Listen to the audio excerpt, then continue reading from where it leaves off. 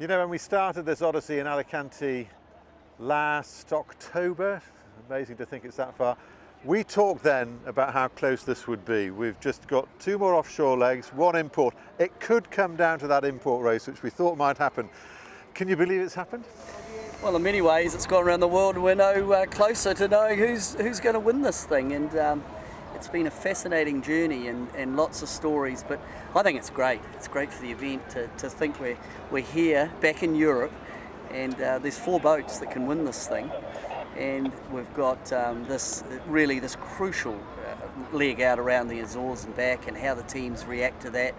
Quite a short leg, so they really don't have the opportunity to make a big mistake and recover like they did coming across the Atlantic. So I think we're in for it. We're in for a fascinating couple of weeks. Okay, let's look at this leg. I mean, we're here in Lisbon, and it's not like they just whiz up the coast of Portugal, Spain, France. They're going to go out around the Azores, and that's going to create enormous trickiness because we've talked to the navigators, we've talked to the weather people. They head out into this notorious high. That's going to be an issue. The leaders could then compress again. Then they've got to somehow wriggle their way out of it. I mean, how hard is it going to be for these crews?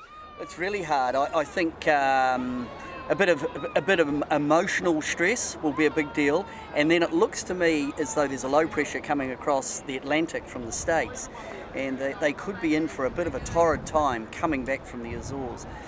Coupled with that, I understand they're going to go around an island, and of course any time going around an island in the middle of the ocean, you've got wind shadowing effect, and that could open this thing up. So that time of the turning mark, it could be very crucial. And then how do they handle the low pressure when it comes in as they scream into Lorient? I think what we've seen in so many of the legs is that you think that when people go out to sail thousands of miles, that they're going to be huge splits and that we end up with differences of just a couple of minutes. This isn't that long. I think we could see something very similar with the funneling effect of them all coming in. They've got to make it at that one point. It could come down to boat lengths. Well, it did, yeah. I have no doubt. The boats are very evenly matched. They all, although they're very even, each of them has a little bit of a sweet spot. And, we talk about the Groupama, incredible reaching boat. Telefonica, have they fallen off the boil, since Auckland? They look so dominant going into Auckland. I think they were 1 leg win away from taking this thing out. Now, they're second. So I think that's a big deal. And of course, Puma, who had a horrendous first leg and in fact had to pull out of the league. Look, they're back in the game. I think for Camper, it's difficult. Really, they mathematically have a chance of getting in there, but I think it's very difficult if those other 3 teams play the game, as I'm sure they will. The other key thing for me, Martin, that really stands out, and I think we talked about it in Miami, is what resources do the boats have left? In terms of resources, you're talking here about not just the sort of physical and mental resources, but the what they've actually got in the boat, sails and the like? Especially sails. There is a sail limitation in effect. And if one of the teams has more new sails available under the limitation, that could be a real key point. I got the news really in Miami that Telefonica actually have no sails left. They've used all their new sails. So then you think, well, what new sails have Puma got left and Groupama? What have they got left in terms of sails that they can put on the boat for this next leg? I have no doubt going into this leg, they will use, if they've got any left, new sails. Then you think rigs, because remember, we've had a lot of rig damage. Puma are on their 2nd rig. They cannot afford to drop another rig. That'll put them out of the game.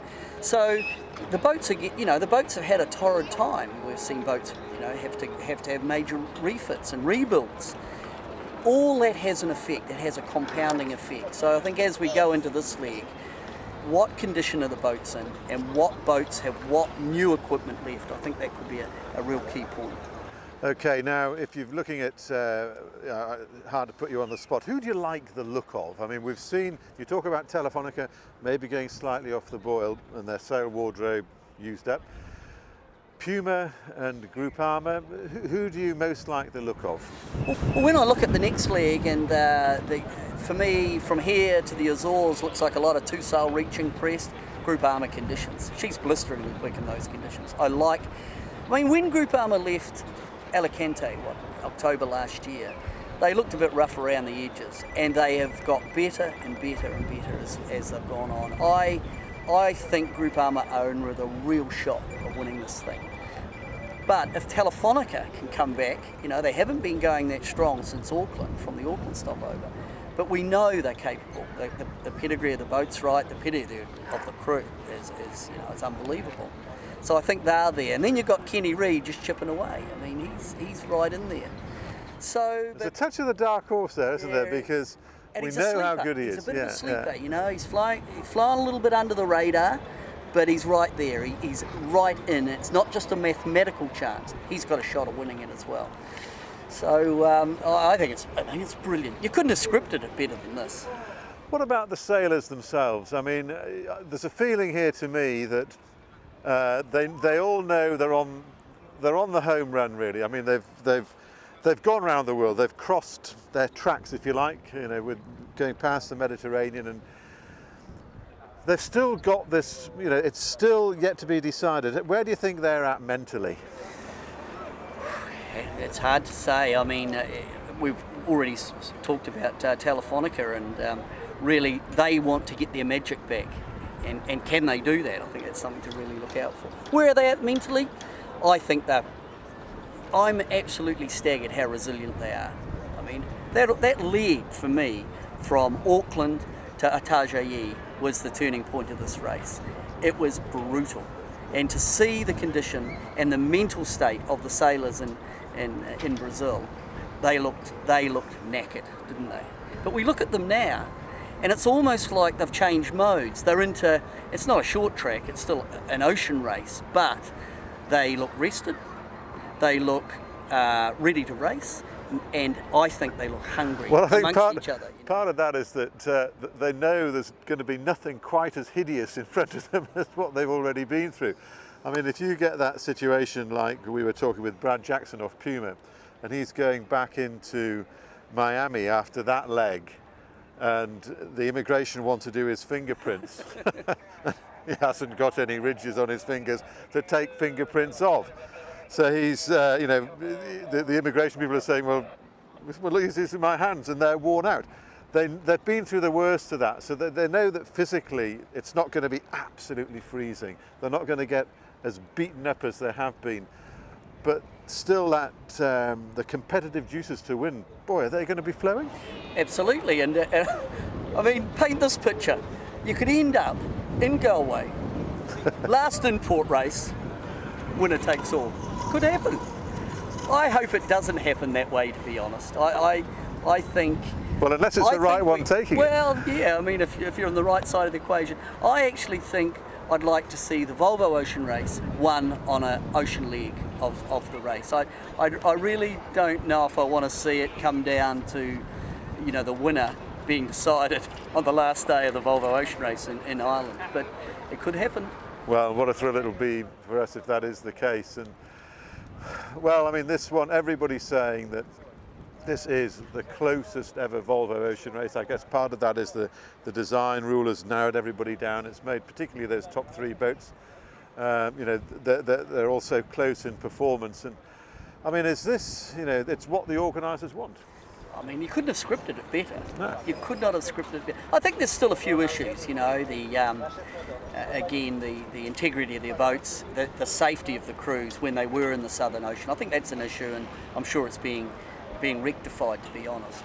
And then a lot of rigs broke, but maybe that was more of a manufacturing issue than a rule issue. But in terms of where the teams are at going into this leg out of here,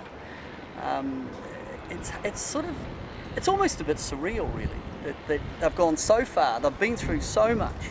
There's been a battle of the shore, there's always a battle of the teams, but it's almost been like a battle of the shore teams to keep these boats on the water. But cut all that aside, we've got three boats really that can win this thing. And we've got really two more ocean legs to go, and that's going to decide perhaps who wins. It really has been a fascinating journey. In terms of where the crews are at, I'm in awe of how good they are, all of them. in terms of their camaraderie, in terms of their technical ability, and in terms of their ability to handle the pressure. And that will be the key. Who's going to stub their toe in this league? Okay, shall we wrap it up on the integrity of the boats that you've talked about? Because we say they've been through the Southern Ocean, we know how grueling it is, and potentially boat breaking. But am I right in thinking it would be wrong, 2 more ocean legs still to go, it would be wrong to think that it's plain sailing as far as the boats are concerned, because it doesn't necessarily mean that you've got to have the huge waves, the big winds and the big seas for something to go wrong. Not at all. I mean, the bottom line is these boats have gone around the world, and it's that cumulative effect on the boats. Okay, they'll go. They have gone. They've been beautifully maintained, but it's the stuff you don't see that concerns you. You know, if one of the boats breaks on this leg, it'll be very hard to recover. I hope it's not decided like that, and you know, it could be. But in terms of could this next leg be tough? You betcha. I mean, they're going into the Atlantic, and as I said earlier, the weather forecast for the second half of the leg, it's going to take around 6.5 days. That second 3 days, they're in for a hammering if the forecast that we have at the moment is correct. Then at the end of it, you've got this very tricky situation of getting into Lorient. It's the entrance to the English Channel. You've got huge current, huge tides. You've got variable conditions. So we look at the French, you look at Frank Camas and his team. Maybe if he's in the hunt leading into Lorient, that could be a key, because Little local knowledge. it could be a big deal. You know, how fantastic it is that we can be talking about something still being so close, 9 months down the track. I mean, in earlier races we'd be talking about who's for second and third. This is still wide open.